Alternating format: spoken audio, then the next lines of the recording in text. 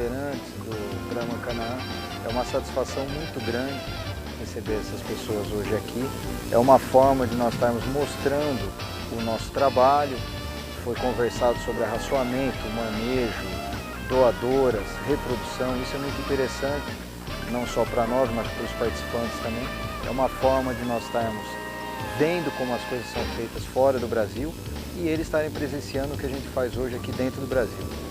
Então, para nós é muito importante esse intercâmbio e foi muito gratificante para mim e para toda a nossa equipe. Vai ser sempre um prazer e é um prazer muito grande receber todos.